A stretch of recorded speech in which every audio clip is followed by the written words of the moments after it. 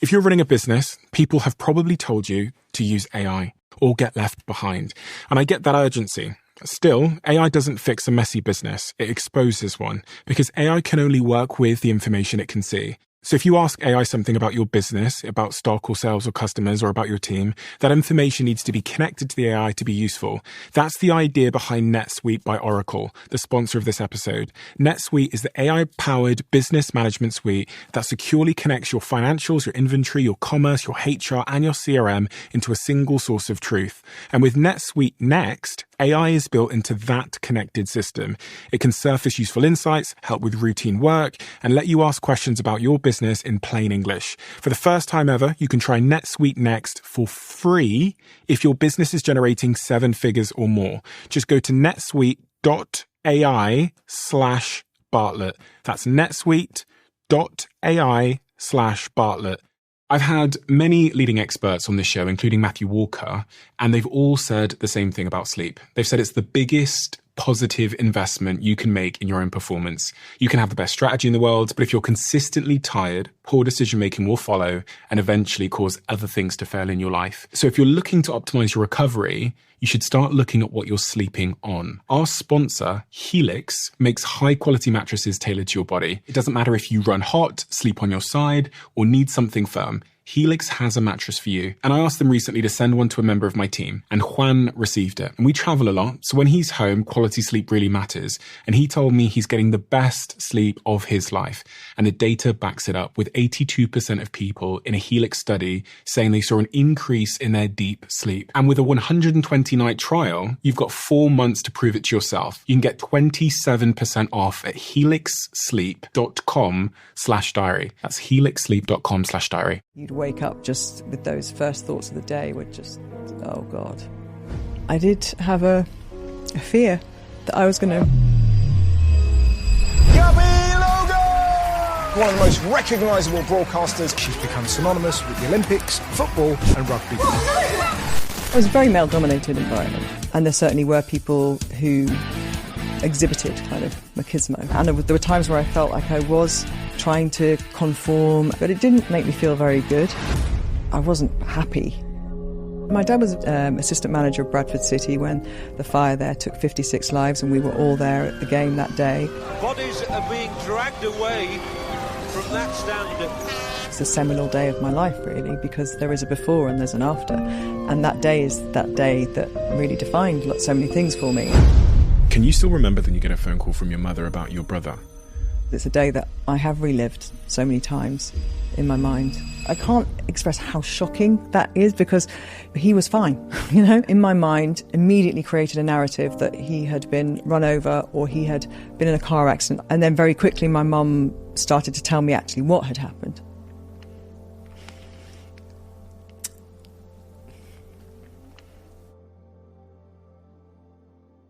Without further ado, I'm Stephen Bartlett, and this is the Diary of a CEO.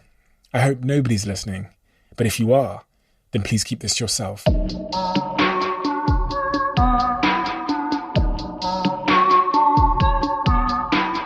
Gabby, to understand you and to understand the trajectory of your life and how you've ended up to be where you are today and the passions you pursued, the person you became, what do I need to understand about your earliest context? I hope I've gone into that in my book, and I've tried to understand that myself.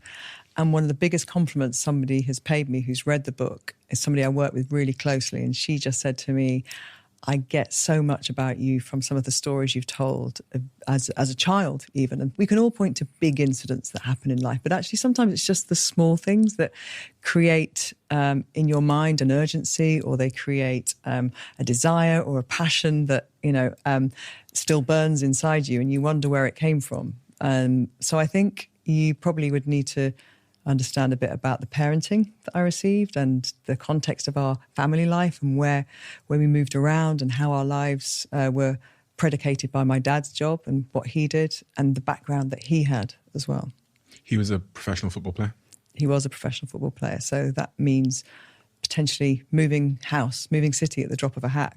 This was in the 70s and 80s, the days where you could be transferred midweek. It wasn't the transfer window that we have now. So he would often up sticks and move on, and then a few months later we'd follow. What does that do to a child? Never really asked somebody that question before. When you're constantly moving around as a kid, is there, in hindsight, any sort of character change or psychological impact for better or for worse? I think it has, there's a double-edged sword to it. My mum, and it depends, I guess, on the other person in the relationship. My mum has always been a very positive person. So she looked at these things for us as adventures. She would say to me and my siblings, oh, we're going to move to this place and it's going to be very exciting and you're going to go to a new school and it's a chance to meet new people. And so her sense of adventure gave us a confidence and a sense that, it was going to be okay. So that was great. But then what I realised writing the book was that it probably made me a bit flighty when it came to friends when I was younger. And I look back I was writing about a really close friend I had when I was 13. I've got no idea where she is now. And I think because the next time I had to move on somewhere, and at that point I was actually staying within Leeds, but I probably was moving schools, I'd got used to going bye-bye and kind of moving on to the next place. So I was probably experiencing a bit of self-preservation, not wanting to get too close because we might be off soon. So we'll have a good time for now. Were you a confident person when you were, let's say before your 18th birthday? Would you describe yourself as a confident person, self-esteem? And Yeah, I would. I think that is something that, as well, that my husband and I talk about this a lot. The greatest gift you can give children is self-esteem, I think. And he left school without self-esteem because he was dyslexic and left without any qualifications. And it is his big passion that kids should always have the star within them found before they leave school, whatever that is. Somebody needs to tell you are good at something before you're on your way. And I feel like I was incredibly lucky because I left school with really good self-esteem. And I had a childhood that gave me good self-esteem, and I believed that I could achieve things and I could get on in life. And I think a lot of that was my mum's positivity, certainly, but also my dad's example of really hard work and seeing him really graft and really believe that, what you put in, you got out. And I think that's really rewarding. That makes you feel so good when you work hard. And that's the example that he set to us. And I think that all creates a confidence because, and when I say confidence, it's not misplaced in the sense that you think everything you do is going to be brilliant, because you really need to know that you're going to fail at things, obviously, and that things are going to go wrong. And I could see that with both of them. But I think a belief that if it does go wrong, it's okay because you can move on. So I feel one of the biggest blessings I had as a child was leaving school with confidence. I was thinking then about you saying your dad instilled hard work kind of into you by example, I guess, because he was clearly someone that was incredibly focused and focused on his career. It made me think about how we often don't get to learn how to take care of ourselves from our parents, in terms of we learn how to work hard and strive, but the sort of counterbalance to that would be learning how to slow down and learning how to make sure you're okay. And I think specifically when I talk to people when they, on this show, when they talk about their fathers and the generations that have come before, there's often little understanding of mental health or burnout or balance or all of these kinds of things. Did you see the symptoms of that in your father? Did you see a lack of sort of self-preservation or self-care? Absolutely.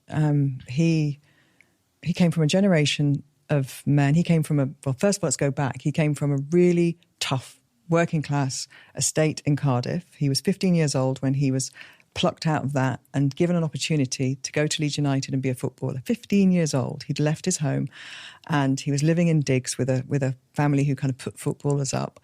And he was, that was a way out for him. His dad had been a docker and he'd owned working men's clubs. And when I say owned, he'd kind of run a working men's club. His mum had 4 or 5 different jobs. She was doing night shift cleaning, and he had siblings who left school without qualifications and did working class blue collar jobs. And so this was a big opportunity. And these weren't the days when the Premier League was in existence, but this was still a glamorous route potentially, and also a financially secure, as secure as you can be being a sports person, way out of the life that he had. And so that was an enormous responsibility, I think, for him. And this was a very renowned, hard kind of team. Leeds United was this team that, you know, these players were renowned for being very hard on the pitch. They were, you know, kind of very brutal, the way, the style of play. And he's in that environment as this little boy. You know, I look at my son now who's 17 and I think about what he would have been like at 15, moving a few hundred miles away from home. And so already you're in, you know, at that age, you're having to build up defences. And then he was, you know, told he wasn't good enough and, you know, had to keep working harder and eventually played there for 10 years and was an international captain for his country. So he did achieve incredible things in his career, but never stopped. You know, it was relentless. Being a footballer is relentless. Being a sports person is relentless. You're never going to achieve perfection. You're always looking for it. So how do you feel satisfied? You know, when do you actually sit down and go, that was really good? And I suppose there was a sense of him always wanting, you know, keep going. And then when you turn to management, which he did straight away without a break, and then he went through huge tragedy. He was the assistant manager of Bradford City when the fire there took 56 lives, and we were all there at the game that day. And he went to almost every funeral in the space of 6 weeks after that. You know, he did all of this and never sat down with anybody and took stock or had a counsellor or took a break from, you know, from that relentlessness. And so I think I understand him a lot better now through looking at his life through that prism almost of seeing that. And you understand, you know, I talk in the book about him drinking too much and using that to self-medicate through his life, and to the point where it became, you know, it's been a problem and he's been hospitalised. But of course, now, if he was that sports person now, there'd be a sports psychologist at the club. You know, there'd be somebody saying, let's have a chat. Let's talk about what's going on, why you're feeling these levels of anxiety. So it's definitely something that I'm much better at, and but I think that's also a product of the age that we live in, that we're all so much more aware of the need to stop and the need to process. When you look at his life, you've described a few of them there, but what in hindsight now, what are the needs that you think were unmet in his life? And I ask that question because I'm wondering how one avoids such an outcome. You talked about the importance of connection, not going home to a bunch of strangers, being closer to your family. Are there any needs that you think went unmet, that you are making sure that your son's life and your life are full of? My dad was always a very emotional person. So I don't feel like he kept his emotions locked up. You know, he would, in front of us, he would cry, you know, he would watch something on TV, usually sport, that would make him teary. So it wasn't as if he was this hard person who didn't tell you he loved you. He told us he loved us. But I feel like as a professional in his job, I feel like it was probably very hard for him to show any weakness outside of the home. And when I say weakness, it's such a pejorative term, because actually it's not a weakness to say, I think I could be better if I just had this bit of time here, or I could speak to somebody, or I could, you know, communicate better about how I'm feeling about this. And we are talking about a very different era. And when it was that it's not manly, you know, it's not manly to behave in that way. And we just wouldn't hear those terms now, even though some people still harbour those feelings, perhaps, they wouldn't say that in public. So I think if he had, and he did have the opportunity when my brother died and after Bradford to talk to people, but he resisted that. You know, he didn't want to sit down and speak to a counsellor. And I think that was probably because of the historic kind of experiences that he'd had. You know, it just wasn't something that he felt talking to people outside of the home. He was not comfortable. Is that easy to teach to your kids, that idea of sort of expressing yourself and turning to others for support emotionally? Is it something that you think about when you're raising your children? Yeah, we talk about it a lot, and we hope we lead by example as parents. But I'm more mindful of it with my son because of the male kind of resistance almost to have that open dialogue. But he is very much a kind of, wears his heart on his sleeve, likes to tell you stuff. And I think that's probably because his dad is very much like that. So he sees his father being like that and feels confident that he can do that. And I think once you do that as a child and you realise the reception is good and you're not going to be judged or anybody think any less of you, you're more likely to come back and do it again. So I think it is a lot about the home, and, you know, having the example of somebody doing that in front of you is really powerful. And you never, with your kids, it's never a finished job where you feel like, oh yeah, he's somebody. But I really do feel like he knows he can talk to us about anything, and he can talk to other people, and he does, you know, bring his anxieties and troubles home. I think the key thing I find as a parent that you have to remember, especially when they kind of turn 13, that age, sometimes those things to you seem quite trivial, and you think, why are you bothered about that? And then you've got to remember what it's like to be 13 and 14 and how huge those things are and how big they were for you, and not just go, that really doesn't matter, you know? And actually, it's really important that you don't minimalise their issues and their problems. It's okay for you because you've been through so many different things and you know it's going to be all right, but they don't know that right now. So it's important, I think, to just always try and take yourself back to that teenager. You've been through so many things, and many of those things, so many of those things are in this book, the first half. One of the most heart-wrenching stories you tell is when you were 19 years old and you get a phone call from your mother about your brother, Daniel. Can you still remember that day clearly? Oh, absolutely. And when I wrote that chapter, which turned out to be the first chapter in the book, because I wrote it because I wanted to practice writing, to get myself into the rhythm of writing the book, not knowing where that chapter would be. And when I wrote it, I realised it had to be the start of the book because it was the seminal day of my life, really, because there is a before and there's an after.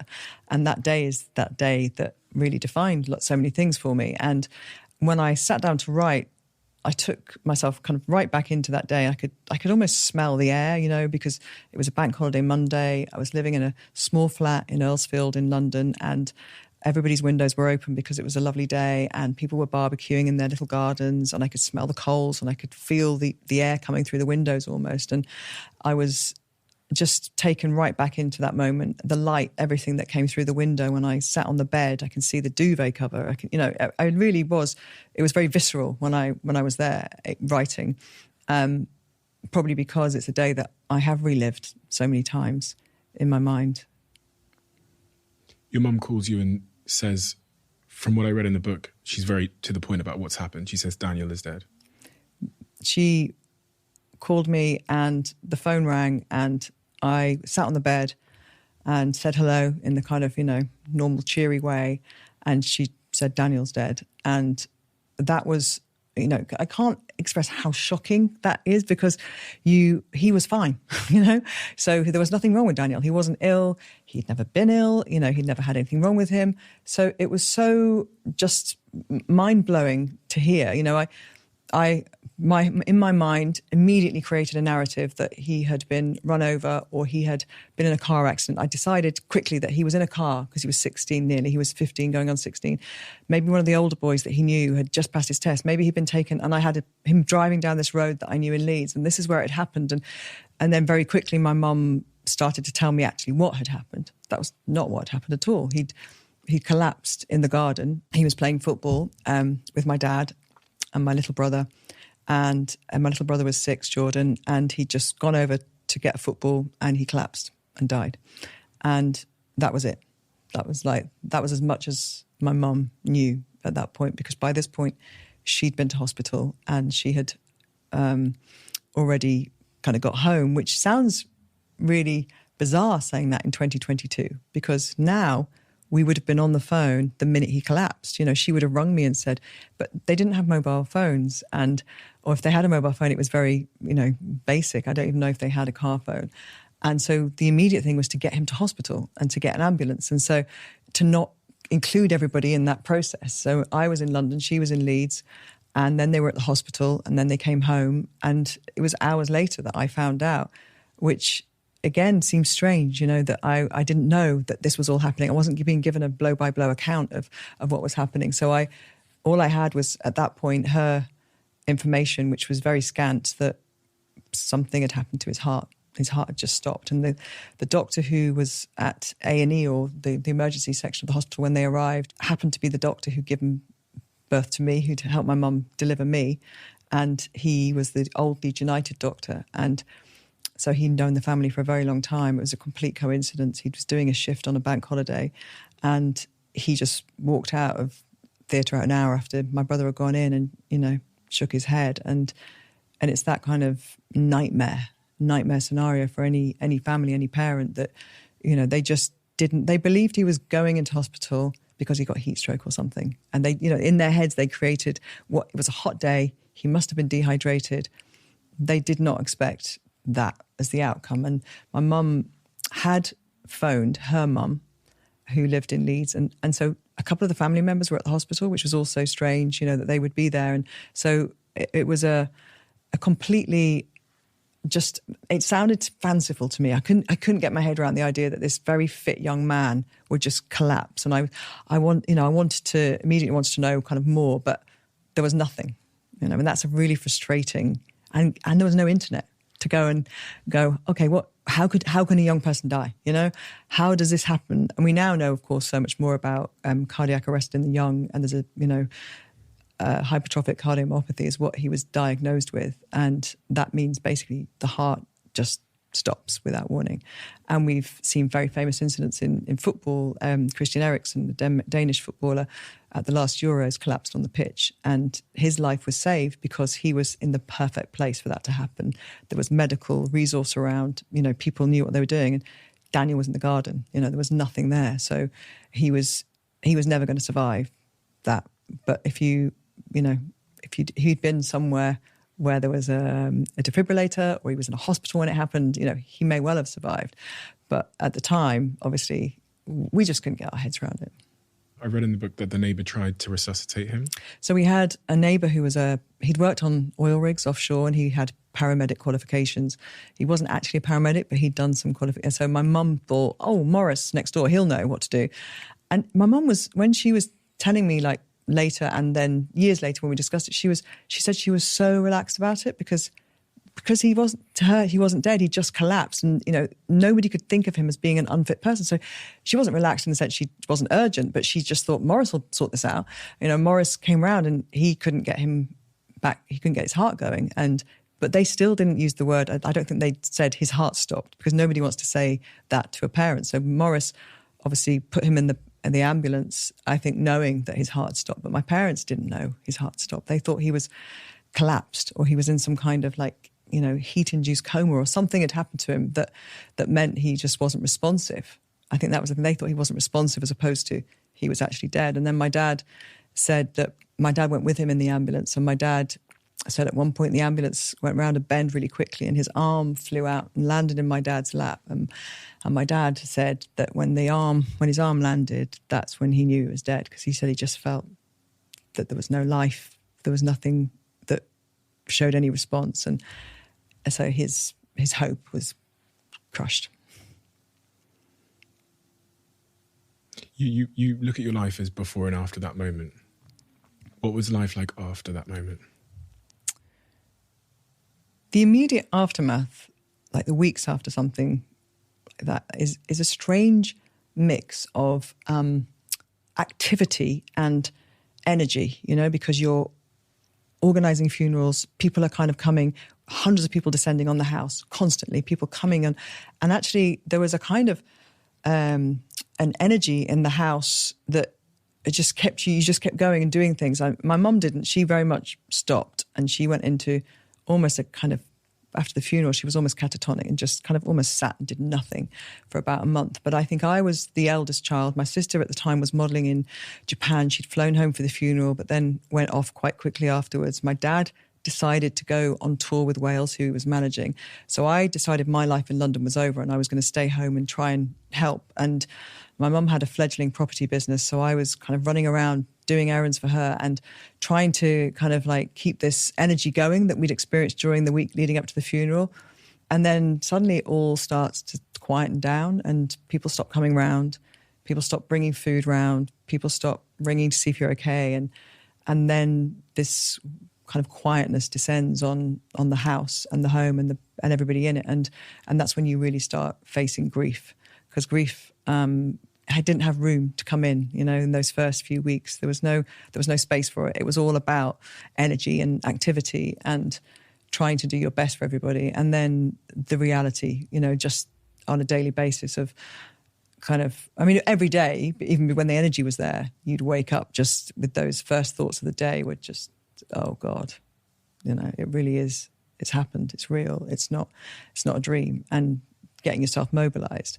But then after the energy left, those, oh God, this is real, those feelings of just despair and kind of sadness, it just took longer to get yourself going. And, you do feel kind of just sometimes, or you did feel immobilized with that sadness. And as a family, it just kind of pushes everybody off into kind of different corners, if you like. It's like a sledgehammer coming down and just shattering something that had been a very tight unit. So it then takes a long, long time, I think, for things to get back to any kind of normalcy, or what you can now call your new normal. Are there certain days or certain memories of when things were hardest for the family? Do you have like I was speaking here yesterday to Whitney, who's the founder and CEO of Bumble, and she went through her own version of grief, sort of more, it's a professional grief that she refers to.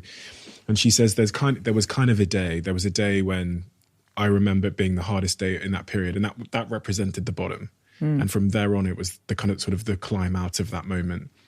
Was there a bottom moment for you? Was there a day where you think that was the hardest day of all?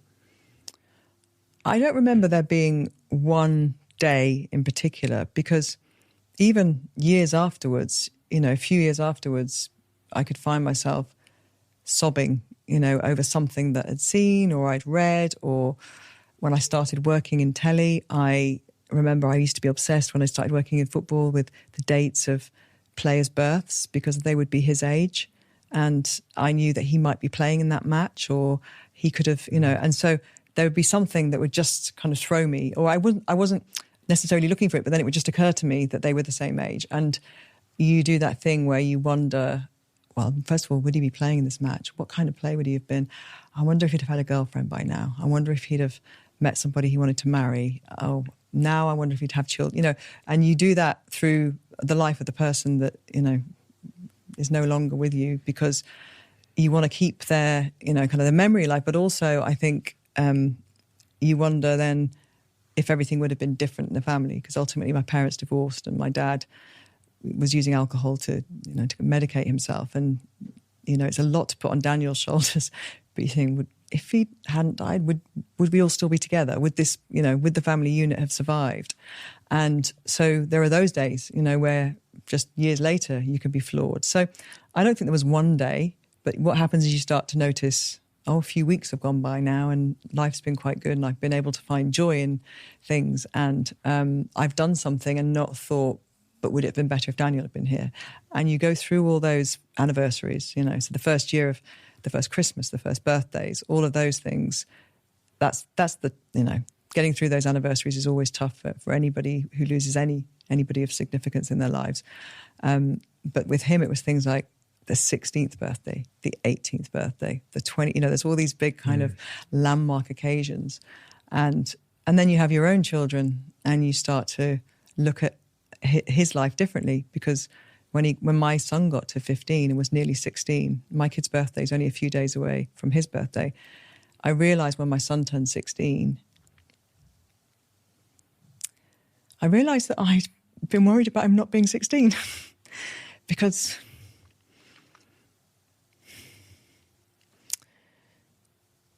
Daniel never got there. So I did have a fear that I was going to repeat history.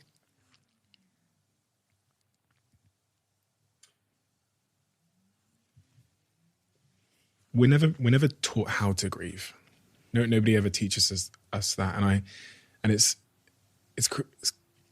a shame, because going through your life and not experiencing grief in some form it's almost impossible to do that. And I think sometimes I worry about grief. Because you haven't had enough? Because I haven't had enough. And I also have this sort of impending feeling that it's coming. But when you look back at that moment post Daniel's passing, what advice would you give to someone on how to properly grieve?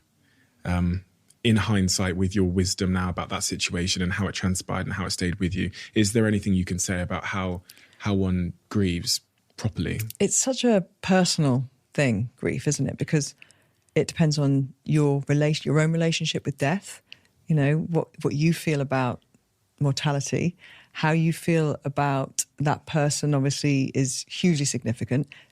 Also, what they did in their life. You know, I find myself, I've had lots of relatives, I think 4 who've lived to be 100, 4 or 5. So I've been to funerals of people at 105, and that was a joyous life, you know, and that was a great celebration. So I think it always depends on all those factors, those relationships. I think the one thing that I would say from our experience with Daniel, which was a life cut very short and very sudden, I think it's, and it doesn't matter if it isn't sudden, and I've wrestled with that as well. We all did about Daniel, like, would it have been better if we'd known? What if he'd been ill and we had time to get our heads around it? Would it have made any difference? And there's no right or wrong way, you know, to lose a child. There is no easy way to lose a child. But I think counselling and talking to people is really, really helpful. For me, I found having somebody to process what was going on was really helpful. And finding kindred spirits as well, you know, people who've been through similar experiences. And you find them, without wanting to sound kind of too kind of woo-woo spiritual, but I think those people come into your life as well at the time that you need them. And then you've got to be open to them being there. But when I met my husband, that was something we immediately connected on, because he lost a cousin who was like a brother to him, who was, he was in his 30s but had 2 small children. And my husband was only 19 when that happened. And that, you know, that was a tragic accident, and again, a sudden death, and that devastated his young world. And I think if you have people in your world who, you know, you can talk to like that, I think it's really, really helpful. When you were talking about the week after Daniel's passing and the energy in the house, and how it almost hadn't set in because you had this almost distraction. There was things to do. There was other things to keep the brain on. So many of us, I mean, we distract ourselves after moments of trauma and grief in a number of different ways, but distraction doesn't solve the problem, does it? No. It just kind of kicks the can down the road. Yeah, and I think although I did have experience after that immediate kind of rush of energy, there was a silence and a, you know, time for sadness to come in, I did default back into that kind of frenetic energy when I went to university, which was only a few months later. I became the queen of joining in, you know, so I would join every club that I could. I was in the drama society, the union society. I would, you know, can I join this netball team? Can I do this? Can I do that? I've got my degree. I'm going to get a job. You know, I was working at weekends. I filled every hour, and I loved being busy, but there was definitely a sense of running away from what was going on, I think, in the background of my life. On top of that sort of, you know, workaholism, how did Daniel's passing change your perspective of life generally? And, you know, I'll be honest, when I read about the passing of Daniel, there was this real moment of pause when I was reading There Alone. There was this moment of pause at the prospect that he was half my age, and he suddenly his heart stopped. And it made me think, honestly, when I was reading it, my brain went, so anyone's heart can stop at any time. They can be perfectly healthy, they can be an athlete, and their heart can just stop at any time.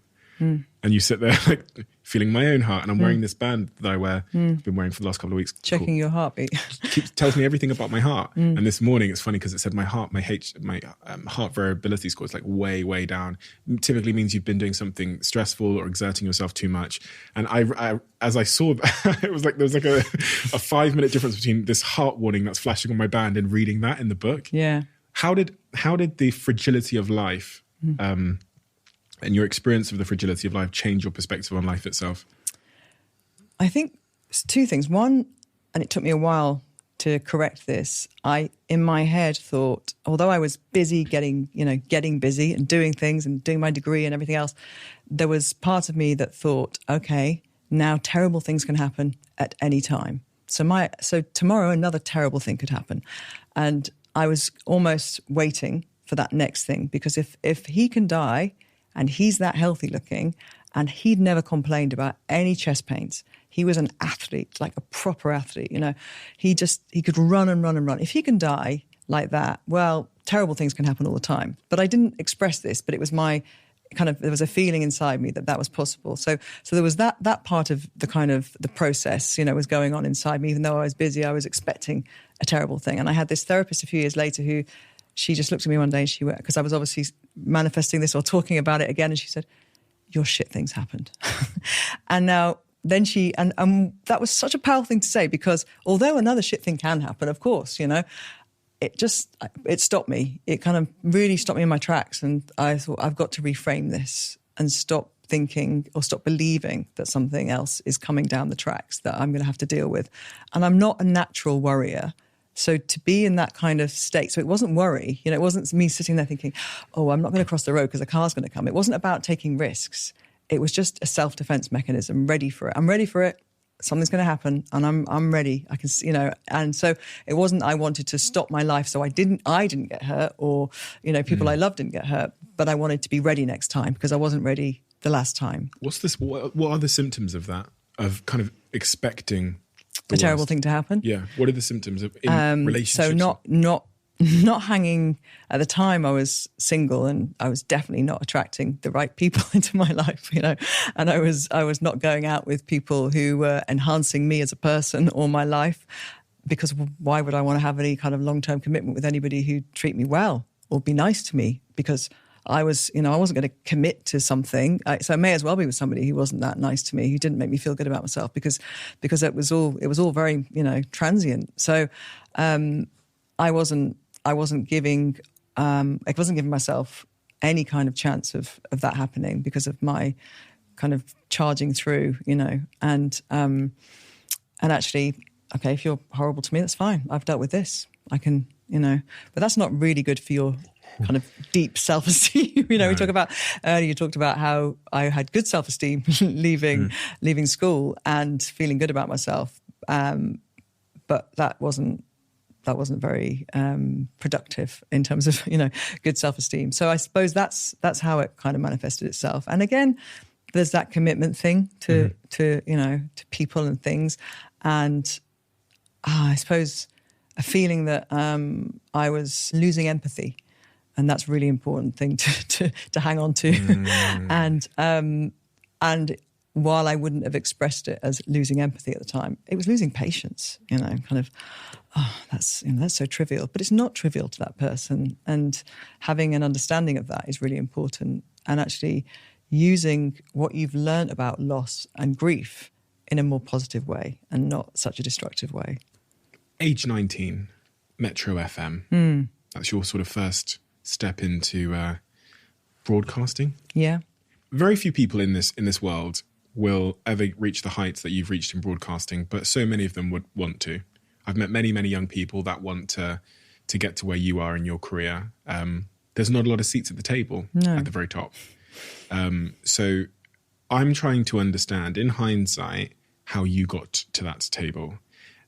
And I know nobody ever likes answering these questions, because at some point you're going to have to compliment yourself to some degree. You're going to have to highlight something that's a good characteristic in yourself, and people feel uncomfortable with doing that for some reason. But because we're not American. yeah. Oh my God, Americans! If I ask them that question, not only do they tell me, but the story sounds amazing. It's so like chance, and they're a hero in the story, and it's. But when I ask British people, they're like, well, ask someone else. Yeah. Well, how often do you say the word? I was very lucky. Because I was very lucky, and we shroud it in this luck. Luck happened to us, and there is always an element of timing with things, isn't there? And I got my break at Metro through meeting a guy at a New Year's Eve party the winter before I went to university, and I said to him, I really want to work in broadcasting, and he ran a radio station, and he said, when you come to Durham, which was 9 months later, make sure you come and see me and I'll give you some work experience. And I'd already done work experience on radio stations and newspapers.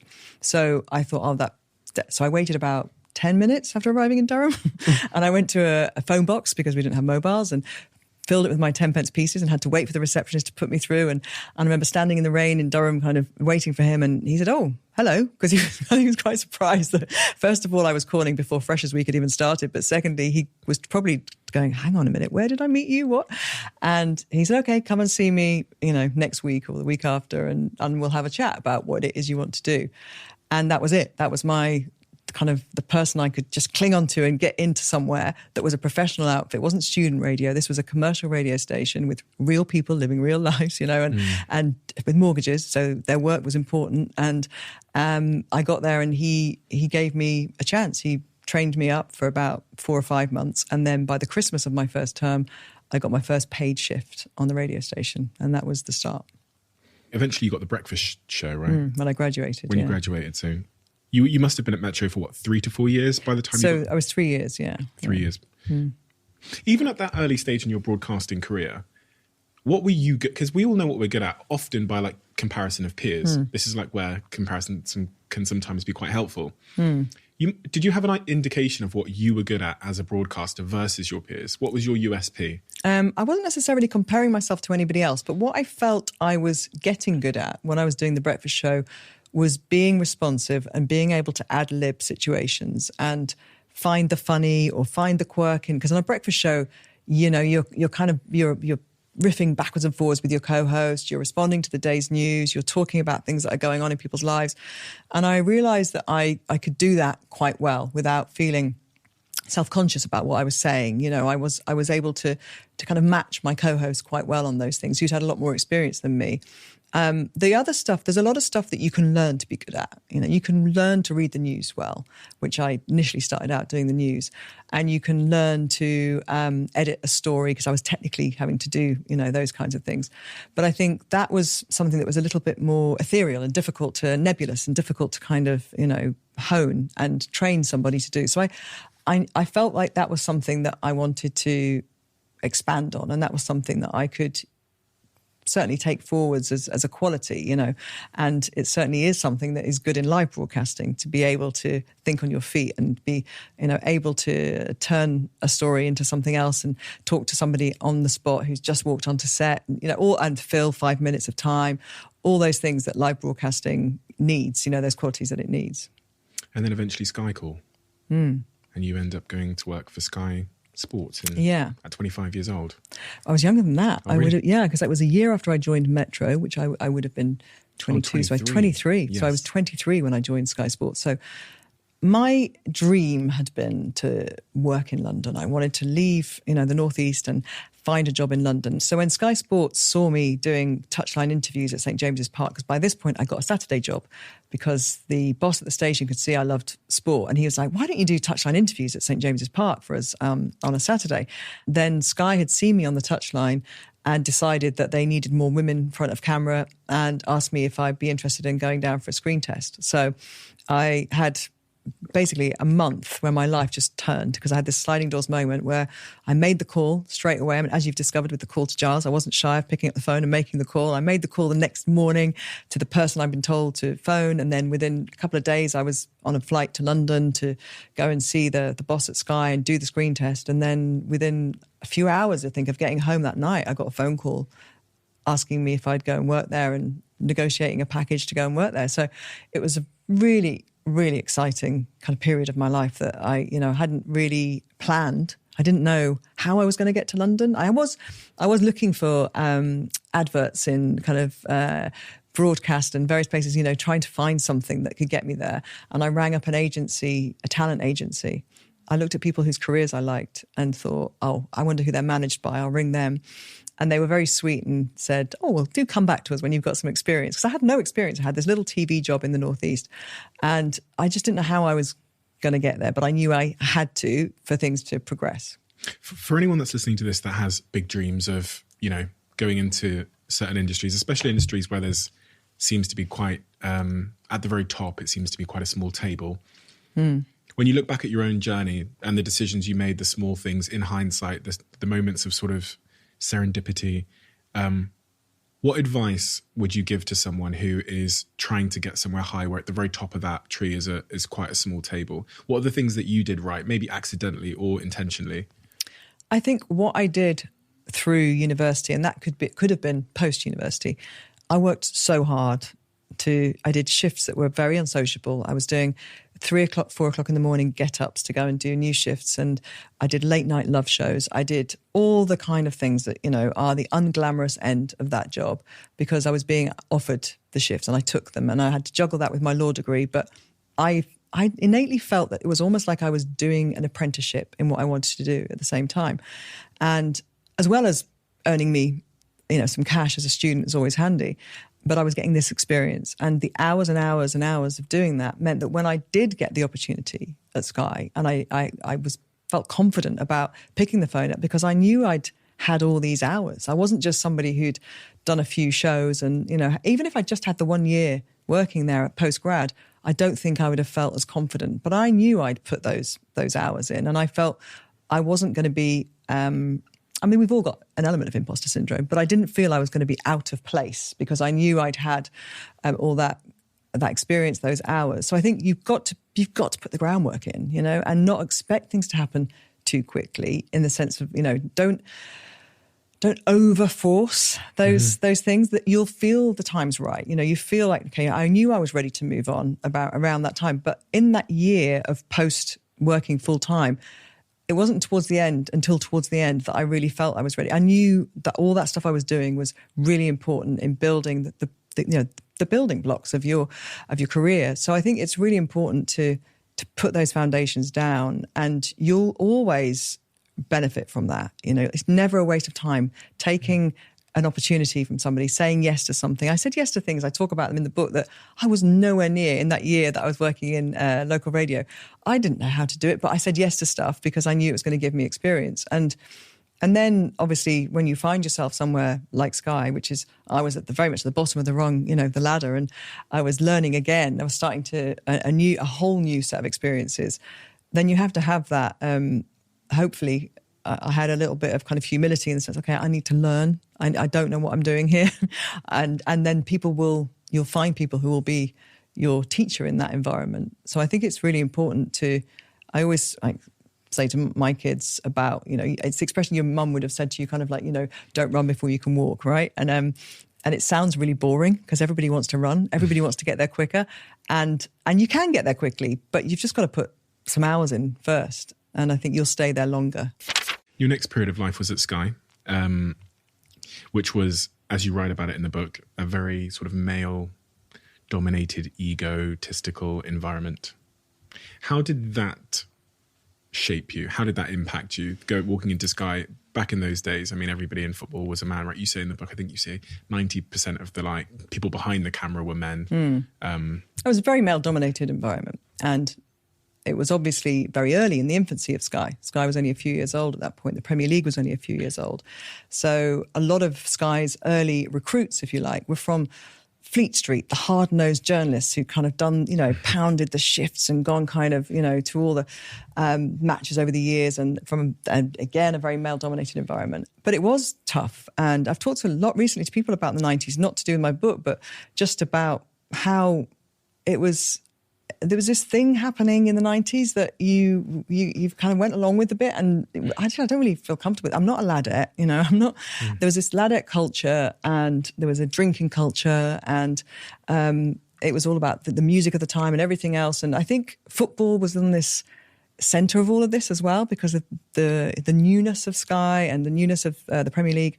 And it would have been easy, I think, to lose yourself in that. And there were times where I felt like I was trying to conform and, you know, be the person that, you know, was able to banter with the lads and have that kind of, you know, riffing and all of that.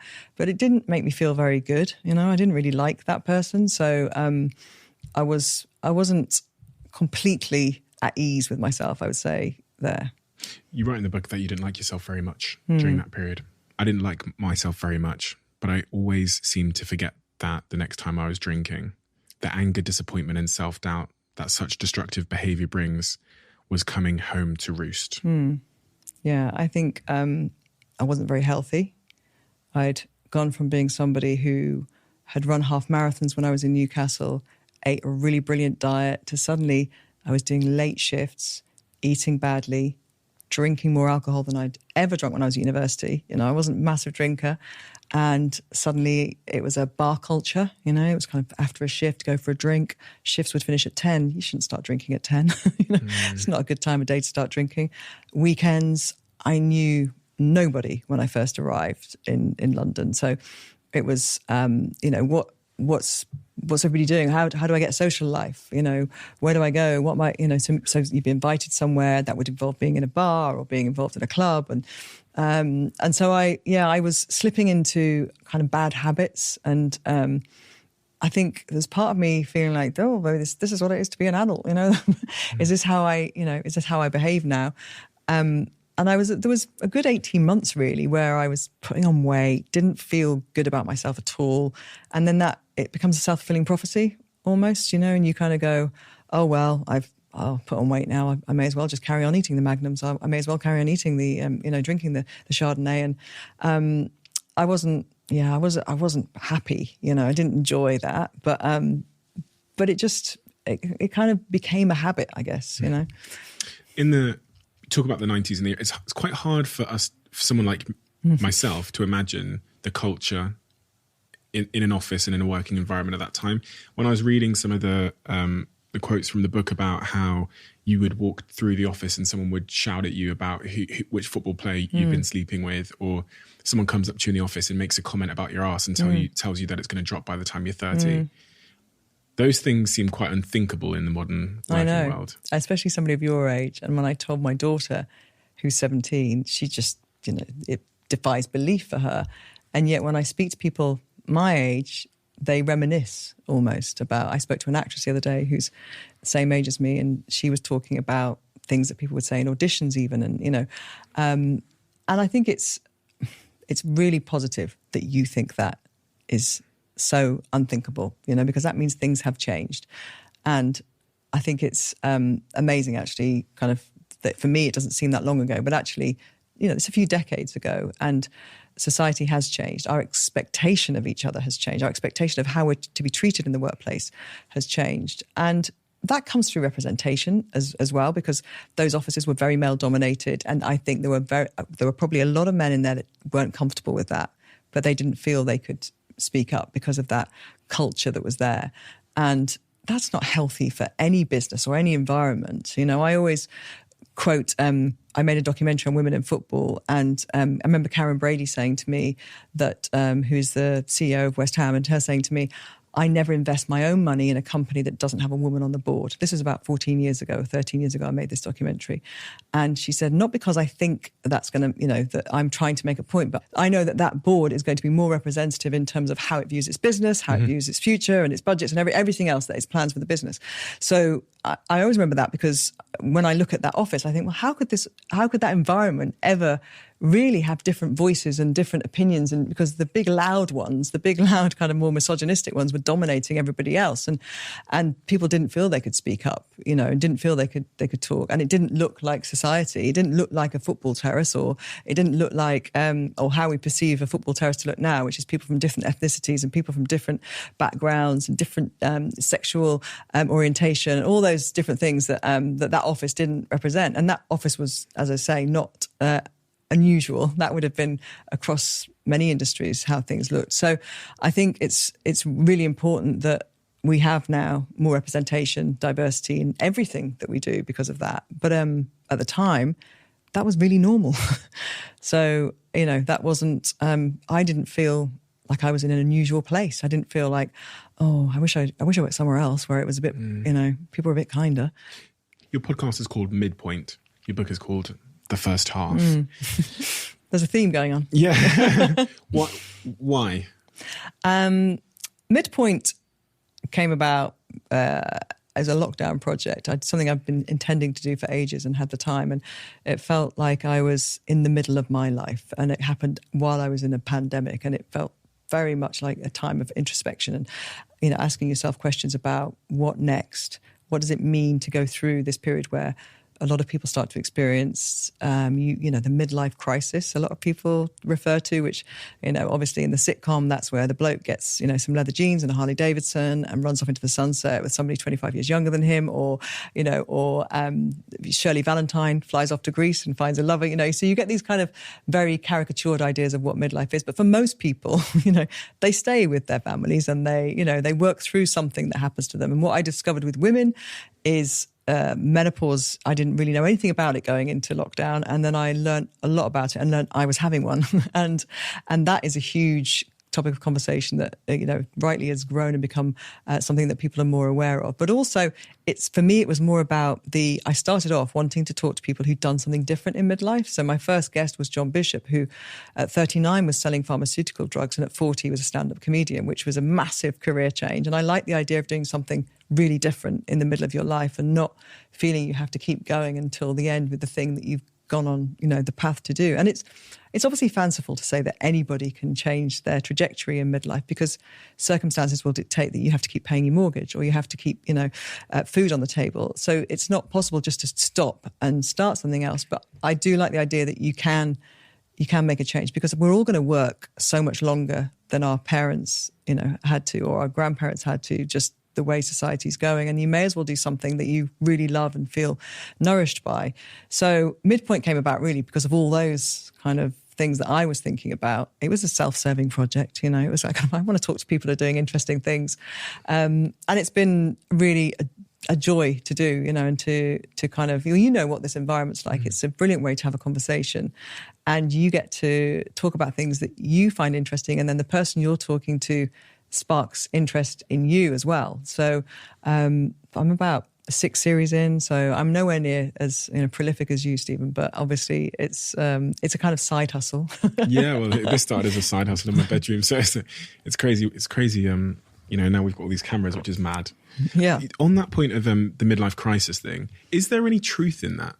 Are there regrets that show up in, that you've seen from your conversations in midlife that were maybe not as obvious beforehand? Priorities change, values become clearer. There is definitely something in it, in the midlife change. I think the physical changes that all women go through, it shouldn't underestimate kind of how that can affect them and their families. And that's why a greater understanding of that is really important, especially women who've worked so hard in their careers, and then, the stories and the anecdotes you hear about women just pulling themselves away from it because of the physical effects of menopause. And I have a really high-powered friend who's one of the top hedge funders in the country, sits on the board of one of the biggest. And she said to me, well, I'm going on testosterone because there's no way I'm working this hard and letting a bloke come and take my job. So testosterone is one of the hormones that depletes in midlife for women. So if you go on HRT, you could take progesterone, estrogen, and testosterone. People don't realise that women have testosterone, and that they need it. And I was laughing because she was like, as if I'm going to kind of give up this. But actually a lot of women do give up that career because of the feelings that they have of anxiety and low self-esteem, and you get brain fog. There's so many things physically that happen to women at that time. So I think that has an impact, obviously, on lives, but also... and then what I realised when I started looking into it, how many relationships break up, but not because actually those two people don't love each other anymore, but because if the woman's going through all of that and the man's feeling kind of like, she doesn't love me anymore, what's going on, and the relationship breaks down because of a lack of understanding and communication. But also, I think because you've done the same thing, a lot of people have done the same thing for nearly 30 years, if they've been on a traditional career trajectory, and then they feel bored or they need something to kind of, give them a kick. And then there's the mortality question as well, because you suddenly look at your parents, and a lot of people in that age, their parents are, in their 70s or maybe 80s, and looking like they're nearing the end of their lives, and that makes you question, the rest of your life. So there are so many issues that come up, and time to think as well, because your kids are getting to an age where they're not the same kind of demands on your time through them. So they're flying, they're doing their own thing. So you have time to think and space to think. So it is definitely, it's a thing. That's why I think why I'm so intrigued by the topic is, how do I design my life now at 30 to try and limit the effects of that midpoint confusion or dissatisfaction that people often experience, and that you've kind of accounted there. One of the things that I suspect is going to help is for me to stay really in touch with the things that I enjoy doing that I know in no way pay me or provide for me professionally, just like DJing. And so for your fulfillment, yeah. In life is not just from the things that earn you cash, and I think the older you get, you realise how important those other things are, the hobbies, if that is a hobby, or if it's volunteering, and I don't mean that just kind of working in a help the aged shop, but giving your talents to other people, mentoring people.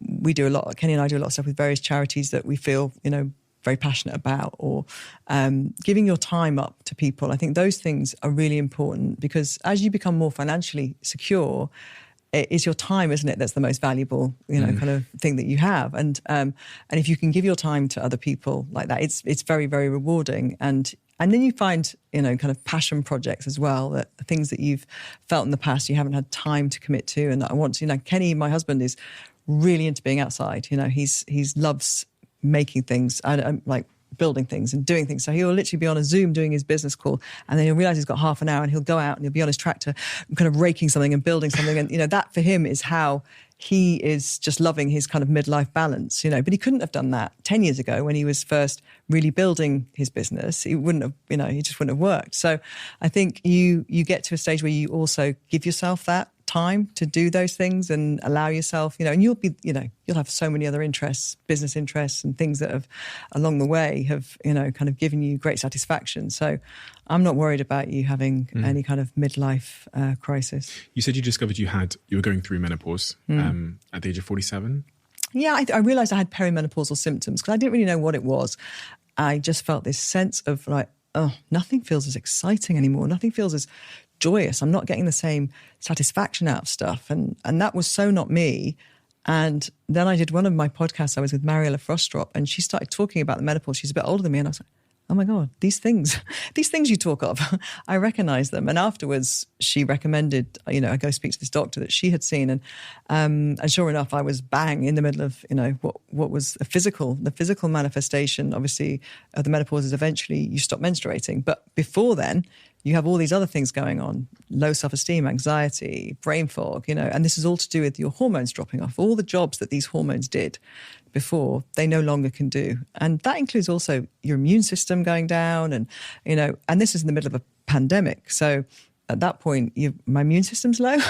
I don't want my immune system to be, any weaker than anybody else's. So it was a good time to find out. And I, knowing that I could rebalance my hormones as well. And I was so relieved when I did take HRT to feel myself again, because I had been feeling like, I remember one day having this absolute kind of family meeting, crisis meeting, putting everybody to the table saying, right, nobody around here is putting their weight, and really reading the riot act to everybody. And I was, and to the point where I got to, I thought, they're not taking me seriously. So I said, if this carries on, I'm getting a flat in Beaconsfield, right? And which is a little town near where we live. And they all looked at me like I'd gone mad, because this had come from nowhere. And of course, the kids were like close to tears. And I was like, because I'm not going to be, and I realized now I look back, and I was just totally, sad about kind of how I was feeling. And I just didn't feel I was, I didn't have as much fight and tenacity and energy. And, and this was all menopausal symptoms, really. Now with the hindsight and the distance that's between it, they laugh about that whole day. That was the day where we realised Mum was having a menopause. But thank God I found out, right? And I didn't actually go and look at renting a flat in Beaconsfield to serve them all right. And, it's a real perfect confluence when you have a woman in her late 40s and her kids are teenagers, because their hormones are going crazy in the other direction and they're going through puberty and everything's happening the other way, And so Kenny was really wanted to know what was going on with me. So he'd listened to my podcasts, and he learned so much about the menopause from the female guest, Davina McCall, who's doing so much great work in this space. And she was talking about it. And he came in one day and he sat down and he said to me, I've been out on a dog walk and I've just listened to Davina. And he said, okay, so if you start taking HRT and your hormones kind of start going back again, what happens to me? Are my hormones dropping off a cliff? How, am I going to, I said, no, men are different. And he kept going on about it. I said, look, just go and do a Wellman test or something, because you need to satisfy yourself that you're okay, And it was through doing this Wellman test that he found out he had prostate cancer. So his kind of his motivation for doing it was to see if his testosterone was still kind of, functioning at a high level. And they said to him, listen, don't worry about your hormones. They're fine. You've got to worry about your PSA. To cut a long story short, he ended up having his prostate removed and had prostate cancer. So, we in terms of a midlife journey and a midlife experience, there was a lot going on there, obviously, with regard to my journey kind of bled into him finding out something that he otherwise wouldn't have known, because unfortunately prostate cancer is a cancer that you don't always get symptoms until it's too late. And as his urologist said to him, if you'd had symptoms, we might be having a very different conversation. Wow. So I'm forever grateful that I started my podcast, I think, because we wouldn't have had that conversation. It's a really scary thing to think about in hindsight if those dots hadn't sort of connected in Because such a like way. most blokes, this is the thing, and this is why he did a podcast episode talking about it. Like most blokes, and especially one, he played international rugby, right? You know, he played 70 times for his country.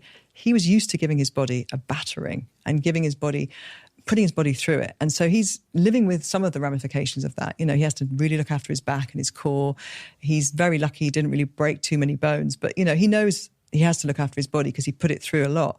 So when he does have aches and pains and things, he often, like a lot of men, just ignores them because he thinks that's part of, you know, what he'd done to himself before, and that's part of, you know, his sporting life. And this year he lost one of his very best friends who played for Scotland with, who'd done just that, who'd ignored a lot of those things, thinking it was old injuries. And it turned out he had bowel cancer and he died. And that was, for him, just, you know, a huge sense of gratitude that he had found out, but also a reason for him wanting to talk about it, because men can be really rubbish at that, you know, and it's something that I think we talked about masculine kind of identity, and earlier on about, you know, my dad when he was younger and how he, the self-preservation and wanting to, you know, keep things in public. And actually that's a lot of that is men not always sharing those things.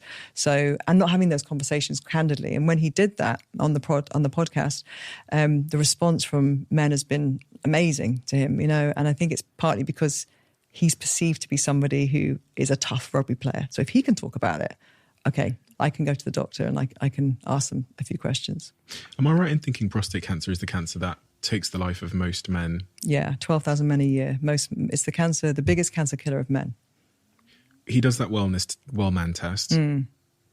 He eventually goes and has a test done for prostate cancer, I guess, and then he gets the verdict back.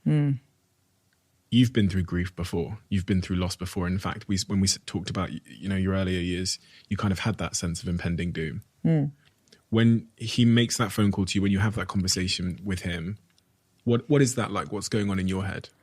So he had a Zoom set up with his urologist because it was at the early part of this year when we were still not really, you know, there was that COVID surge, and he said, okay, don't come in. I'll do a Zoom with you and Gabby together. And I had made an appointment, or a meeting rather, with the head of a production company I was going to be working with to come to the house at 11. So Kenny said, he's calling at 10:30. I said, yeah, great, fine, 10:30. I was not expecting anything other than, you're absolutely fine. You know, I did not expect negative news, didn't expect him to hear anything other than come back to me in a year, we'll keep an eye on it, you know? And otherwise I wouldn't have made an appointment with somebody at 11 o'clock. And when his urologist told him, I think we both were just, I think Kenny was more expecting it than me. I very much was like, you're going to be absolutely fine. You know, you look at you're a picture of health, and you know, you were on your watt bike pushing out massive watts yesterday, you know, and you're great. And we were shocked, stunned, because you don't know what that means. You know, how bad is it? Where's it gone? All those things. And I think Kenny was really very sad. You know, he's just like, I feel sadness in him because he said, I feel so well.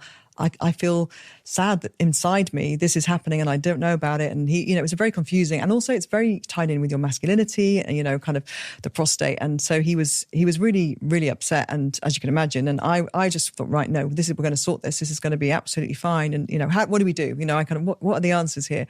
And his urologist was brilliant. He's a brilliant communicator and told us what the options were. And I said, we just got to get a plan. You've got to get a plan together because you need to know what you're doing, and then we'll be positive and we'll just kind of keep being positive about it. And that's what we did, really. You know, once he got over the initial shock, we just really kind of focused on it as a project that we had to deal with. And it's a bloody awful operation. You know, you get basically 6 stab wounds in your torso, and it is really invasive, and it's a horrible thing to see him and, you know, the pain he was afterwards. It's a horrible thing to go through, but he's doing really, really well now. And, you know, he just said to me last night, actually, when we were about to go to sleep, he said, we've done really well, haven't we? Because he said, people keep saying to me, like, how are you all? How's it, you know? And he said, we've done well. I said, we've done well, you know, because he's good. The kids have been great throughout it. We've been through, you know, something that kind of unifies you, I think, as a family, you know, can really solidify you as a family. So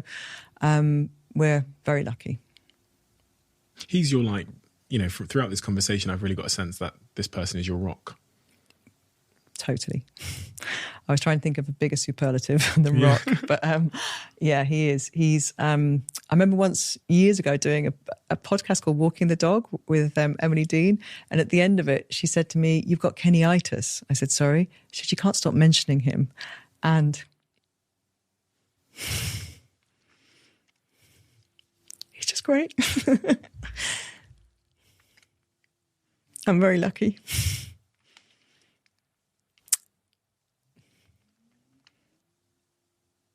I knew I wasn't going to lose him.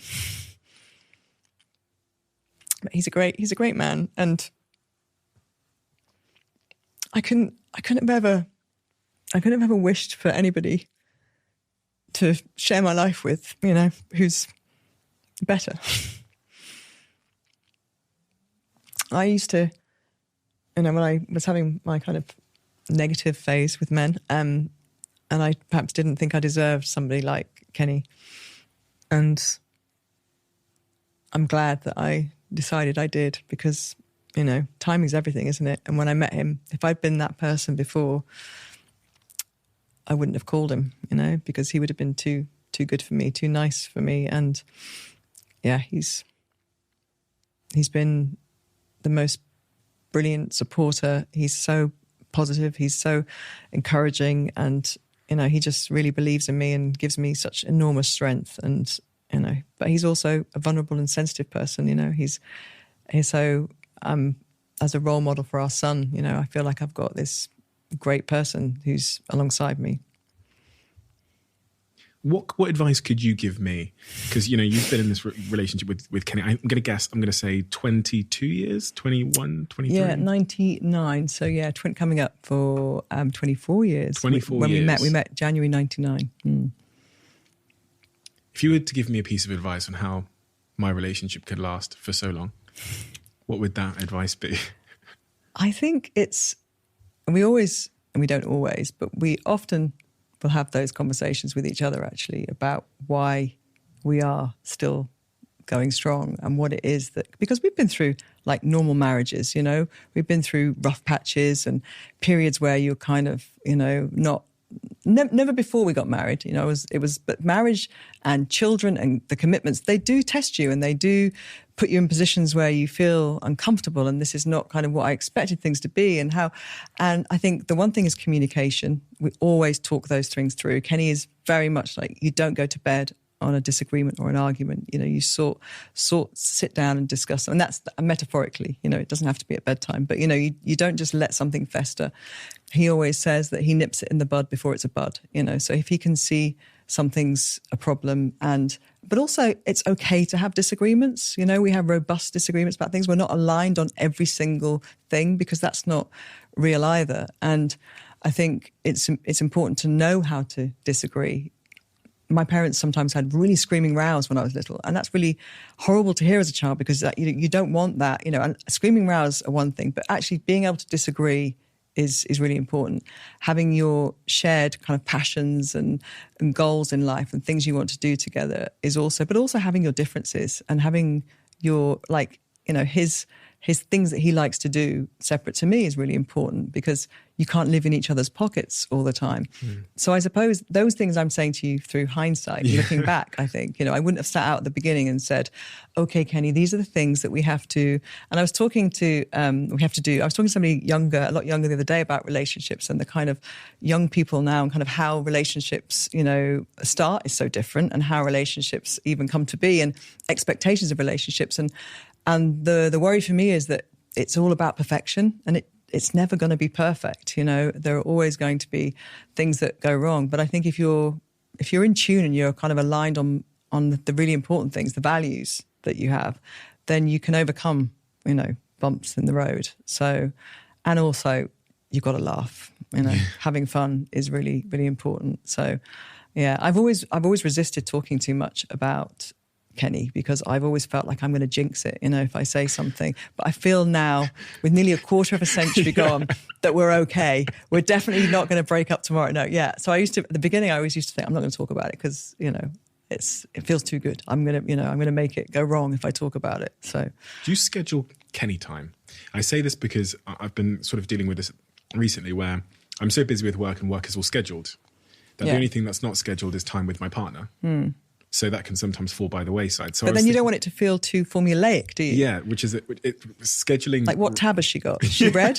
Well, it's funny because I've sat here with someone who said, you should be scheduling that time. And then I can't, the prospect of going to my girlfriend and being like, let me put you into the schedule. I think she would be very happy. So I wanted to figure out what you do to make sure, you told me you're doing the World Cup. You've got all of these incredible things coming up. How do you make sure, is there a practical way you make sure your relationship doesn't fall by the wayside? I think we always have, we're lucky because most mornings, we're having breakfast together. We're kind of aware of what each other's days are. We have, dinners and things scheduled, and we've got things we might do at the weekend. So I think there are weeks where we don't see a lot of each other, if our schedules aren't really aligning, but we know it's okay because we'll pick up some time at the weekend or something. I think through our relationship early on, Kenny was away a lot with his rugby and he'd be traveling and then coming home. And that was really hard when you had weeks away from each other. But it did make, I think, absence makes the heart grow fonder, and you really kind of want to be with that person. You want to be with that person. But I wouldn't so much schedule it as just make sure that you've got something nice coming up, or you've got something you're going to do together, or you've got an afternoon. Yesterday I took a break for about half an hour. I was back to back recording podcasts, and it was a gorgeous day, and I knew he was outside. He'd done something outside, so I just went out in the garden and just walked around with him for half an hour because I knew he wanted to show me things that he'd been doing, and that made him feel good showing me these things. And it made me feel good as well because I was getting a bit of vitamin D and I was kind of having a nice chat with him. And I think spontaneity actually is really important in a relationship, and not always, planning, trying to be more spontaneous in your personal life to your business life. You got to be on it. But I think, the spontaneity is quite good. And he gets, he'll be like, oh, are you coming to that? If he's doing something, a charity event or something, or business or thing. And I say, oh, I'm going to come along to that. Oh, great. It's great that you're there. And I really love it when he says that because he wants me to be there, So I'll make the effort then to go along to something, or, maybe I've even picked up golf again because he loves golf. So I think, right, we're heading into a period of our life where we're going to have more time. I can play golf again. So I've started playing golf again. Oh, wow. That would teach me. We have a closing tradition on this podcast where the last guest asks a question to the next guest. They don't know who they're asking it for. They just write it in this book, and I don't get to see the question until I open the book. So the question that's been left for you, not knowing that it was for you, is, interesting. What would you do if you absolutely weren't afraid? If I had no fear, I would, when my kids have left home, I'd jump on a plane, I'd go and try and work in LA for a year. I'd go and work in America. I've always wanted to work in American TV. So I would go, right, I'm going to just go bang on the doors of execs. And if you could write the job role, what would the job role be in America? It would be pretty much Oprah Winfrey. Yeah, I think that if I had no fear, that's what I do. I could see you doing that. In fact, that's been rattling around in the back of my head for a long time. When you said earlier that you wanted your own talk show, I was like, I could 100% see that. You have all the attributes. Even in your writing, I see that. I see the huge potential of like great conversation, the openness, the vulnerability, the way that you make people feel calm, and you create a bridge for them to be open to your elocution. Is that the word? Your ability to articulate yourself in such a wonderful, apparently way with such ease. I could 100% see that. Oh, wow. Thank you. And I'm very excited to watch the show. Oh, thank you so much. When I grew up, I wanted to be Oprah. As a kid, I wanted to be Oprah. And that was the person I think that I thought, wow, that's amazing. But then, of course, you're in this country and you look around and, kind of who are your role models? Yeah. I got to meet her once by accident. We were in a lovely restaurant in London and she was dining a few tables away, and I would never go up to somebody and, do that thing. And Kenny was going to me. We were with some other people who worked in telly. They were kind of execs. And everybody knew she was there, And Kenny said, oh my God, knowing she's my hero. Kenny said, Oprah's there. And I said, I know. And he's saying, are you going to? And I said, no, of course I'm not. And she just walked past the table and he just got hold of her hand and she looked down at him and he said, and she was so warm, and he said, I'm so sorry. I know you're leaving, but he said, my wife absolutely adores you. And she just got hold of my hand and she put it on her heart and she looked me in the eye and said, and I adore you. And I was like, thank you. She hadn't got a clue who the hell we all were. But she was so warm and lovely. And actually, I said to Kenny afterwards, I hate you for doing that, but I love you for doing that. Because I touched Oprah Winfrey's hand. And So I think, the way she's created her whole broadcasting empire as well is just amazing. She's such an incredible role model and has a battle through. Can you imagine being Oprah Winfrey at the beginning of her career, kind of let alone, she was an actress, but also what she'd gone through as a child, and then to forge her way as a news broadcaster in that environment in America. I think she's a good role model, I think. Yeah. She's a role model to me too. She's a huge role model to me in so many ways. Her grace, her class, her struggle, all the things you've described there. But so are you. You're a role model to me as well. And that became clearer and clearer throughout your book. And, I'm someone that's just stepped a foot into the TV world over the last year or two with Dragon's Den. But people like you that I've watched on my screen, your skill, there's a real skill to what you do. And I don't think it's always appreciated to its full extent. The level of skill, the research, the diligence, the hard work, the talent to do what you do is really astounding. Having been on camera a little bit, I really, really appreciate that. And I really also appreciate you writing a book like this, because the vulnerability of this book is going to unlock a lot for a lot of people. It's going to liberate them from a lot of their own concerns. And really also, I'm not someone that understands menopause, but it's important that I do. And the lens that I read about menopause through isn't from an experience that I might have someday, but it's the women in my life that matter to me. That's so important. And having empathy for them. Yeah. And one of those is my mother and her own journey with that. And it gave me a huge sense of empathy that I didn't have before, a huge understanding that I didn't have before from reading you talk about that in this book and so openly previously. So thank you, because this is a very important book that I think everybody should read regardless of their age, race or gender.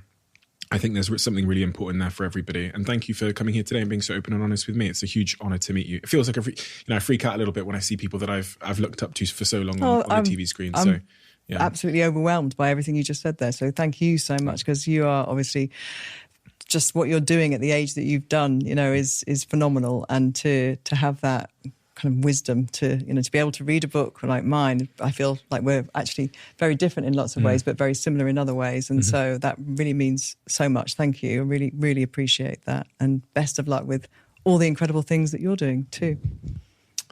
Thank you.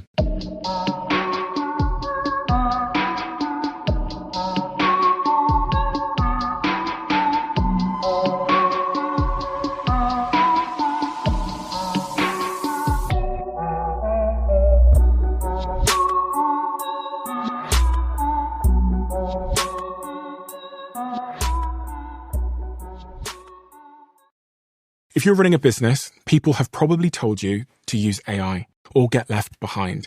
And I get that urgency. Still, AI doesn't fix a messy business. It exposes one, because AI can only work with the information it can see. So if you ask AI something about your business, about stock or sales or customers or about your team, that information needs to be connected to the AI to be useful. That's the idea behind NetSuite by Oracle, the sponsor of this episode. NetSuite is the AI-powered business management suite that securely connects your financials, your inventory, your commerce, your HR, and your CRM into a single source of truth. And with NetSuite Next, AI is built into that connected system. It can surface useful insights, help with routine work, and let you ask questions about your business in plain English. For the first time ever, you can try NetSuite Next for free if your business is generating 7 figures or more. Just go to netsuite.ai/Bartlett. That's netsuite.ai/Bartlett.